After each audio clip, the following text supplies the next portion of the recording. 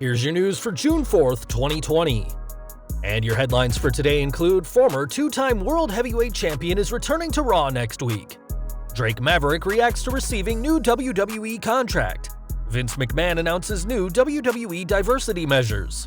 Yet another NXT call-up debuting on the main roster.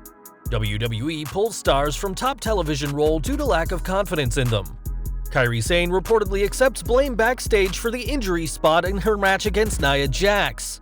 Eric Bischoff admits why he was fired from WWE, and more.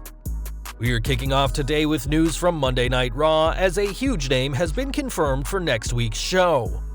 During this week's WWE Backstage, it was announced that Christian will be on the show to host his Peep Show, with his best friend Edge serving as the special guest. This will mark Captain Charisma's first Peep Show on Raw since January 2018, where he hosted Seth Rollins and Jason Jordan, who were promptly interrupted by The Bar.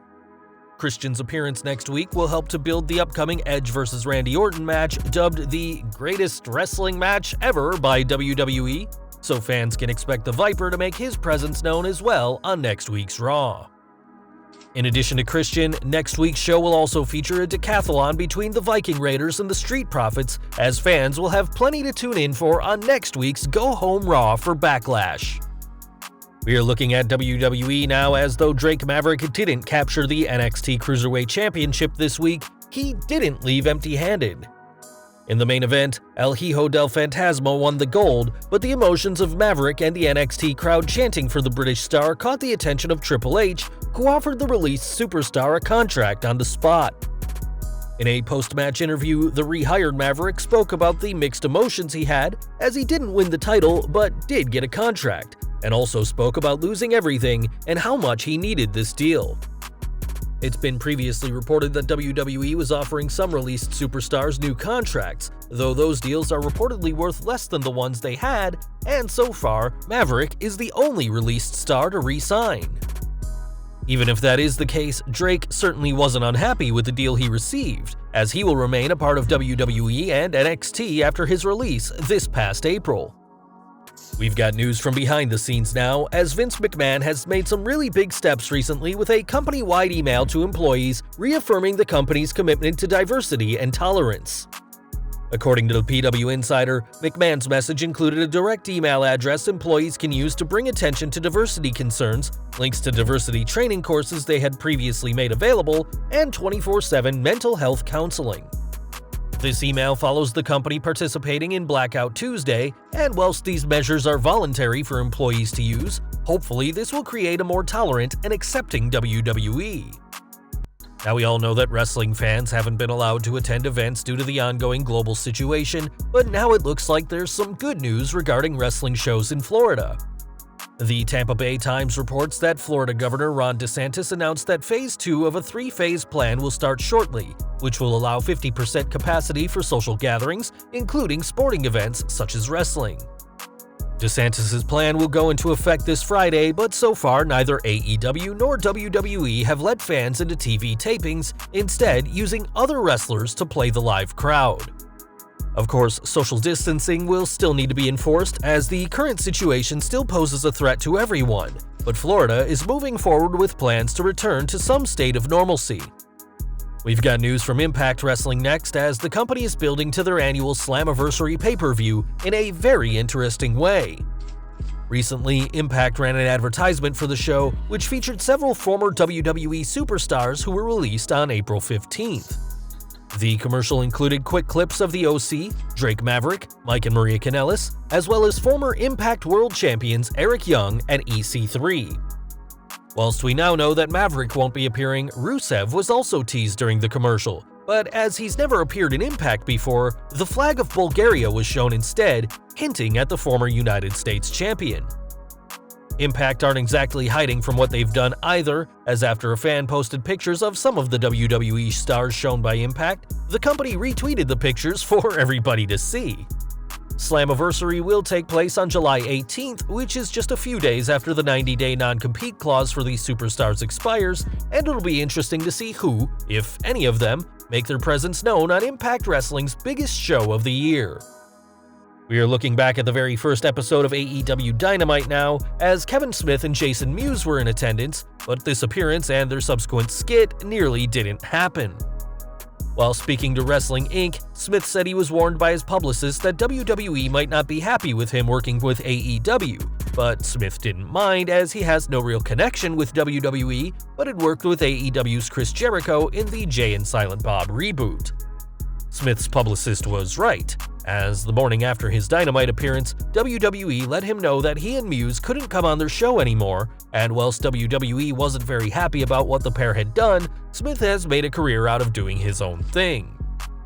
Back to WWE now, and after Matt Riddle was moved to SmackDown and Velveteen Dream and Dominik Dijakovic have been rumored to move as well, we've got another star who's reportedly ready to be called up. WrestleTalk is reporting that Chelsea Green has been discussed as a potential call-up, which could happen in the next coming weeks. Up until recently, Green had been working with Robert Stone, and the fact that she cut ties with her manager may be a hint that she's going to be moving brands very soon. Green fired Stone after she and NXT Women's Champion Charlotte Flair defeated Io Shirai and Rhea Ripley, and WrestleTalk noted that WWE had Green team up with Flair to help put the young star over ahead of a future call-up. This report came from WrestleTalk's Louis Dangour, who was the first to cover Dijakovic's move, which was later confirmed by the Wrestling Observer, and he added that Green's win with the Queen was part of the plan to build her up ahead of her promotion. We're not sure when Green will be called up, or if it'll be Raw or SmackDown she goes to, but there's plenty of clues to suggest the Canadian will be making the big move very soon. Whilst WWE may be high on Chelsea Green, one pairing they're not so keen on is Indus Shira, who have done very little on NXT. Fightful is reporting that the tag team were brought in and managed by Malcolm Bivens to take on Matt Riddle and Pete Dunne, with the idea being how things played out until the Bruiserweight can return from the UK due to the travel ban. Ultimately though, there's a reason why Indus Shira have done very little on the Gold brand, as Fightful stated. When it became clear that Riddle would need to drop the NXT tag titles, there wasn't enough confidence in Indus Shira to be in that spot as of yet, and they were temporarily removed from TV. NXT's Matt Bloom reportedly sees a lot of potential in Indus Shira, but all that potential didn't stop the company from switching them out for the established Imperium, who now hold the NXT tag team titles. On this week's NXT, however, the pair appeared after a triple threat tag team match to determine the #1 contenders for the tag titles, so it doesn't seem like the company has given up on them just yet. Back to Raw now, and this week's show saw Kairi Sane get hurt badly during her match with Nia Jax, though due to the match being taped in advance, most of the injury was edited out. Now fans are once again calling Jax a dangerous worker, but according to Sportskeeda's Tom Colohue, this really isn't the fault of the Irresistible One. Speaking on Dropkick Discussions, he said, "The WWE aren't viewing this as anything but an accident. There are some people upset in the locker room, however, the WWE management are still quite even here. Kairi Sane accepted culpability, but to be honest, she has a history of accepting blame whether it's her fault or not. She's very humble. To my knowledge, there were discussions backstage where Kairi Sane did say, 'No, it was me.' We doubt this will stop fans from blaming Jax for the injury that seemingly wasn't her fault, as one anonymous person backstage has called for the former Raw Women's Champion to be fired. Jax is unfortunately known for injuring a lot of superstars throughout her career, which has attracted a lot of attention, but it seems this time the Irresistible Force wasn't to blame." We've got news from AEW next, as Arn Anderson has officially signed a multi-year deal with the company. Arn, who first appeared at last August's All Out event, explained his delight over his new deal, saying, "About a year ago, I didn't want to be anywhere where I'm not wanted," he said. "A year later, it seems I'm wanted somewhere, and I'm very happy to say today I signed a multi-year contract with AEW. I'm absolutely thrilled to be here with all of this young talent and watch this company blossom into being the platinum of all our industry." Prior to AEW, Anderson had been working as a WWE producer since 2001, but was released in February 2019, reportedly for letting an intoxicated Alicia Fox wrestle a house show match. The legendary Horseman certainly seems happier in AEW, as he'll continue to work with the company for many years to come. Back to WWE, and fans will remember Eric Bischoff being appointed the executive director of SmackDown as they moved to Fox, but he didn't last long. While speaking to TalkSport, Bischoff explained that he underestimated just how difficult it'd be adapting to the blue brand, and also said he didn't manage his time well. He added, "My lack of performance, if you will, in terms of not fulfilling the role in the way that Vince McMahon saw it, that was on me. That wasn't on WWE. It wasn't because of any one person or group of people, it was on me and my failure to adapt. I just didn't work out. It was a bad fit and more of a chemistry issue really than anything else." Shortly after Bischoff's removal from the role, he was replaced by Bruce Pritchard, who remains the executive director, but it's good to see that Bischoff can now look back with more clarity and seemingly doesn't hold any hard feelings towards WWE. More AEW news now, as DDP has given plenty for the company, and now he has even passed on his finishing move to someone else.